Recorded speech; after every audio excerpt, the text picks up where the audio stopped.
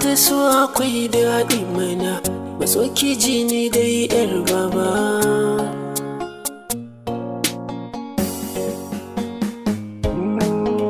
Kisan sai da surai ke yalwa, idan kin tafi zani macewa. Dan Allah ki fartan kalmar so da zan ji sanni yar baba,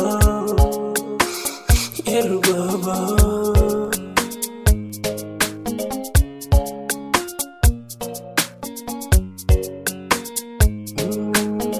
Kin san so yana sa mutum haɗari, kashe ya tamkar almajiri. Laifi na yau miki sahiba, dan Allah ki yo yafewa, ki yafewa. Na sa'ai na ke zan aura, an sa ranar mu ayi tumbara. Ashe yau da kika shirya, da san ba za ki ban amsa ba, ban amsa ba.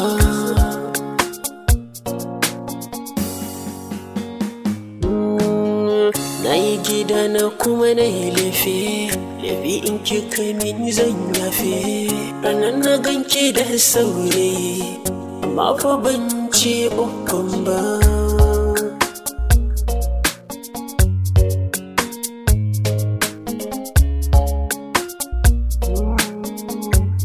San kitin kina karama, akan kini har nake rigima. Abanki yayi min alƙawar aure ne da ke ba fasawa, ba fasawa.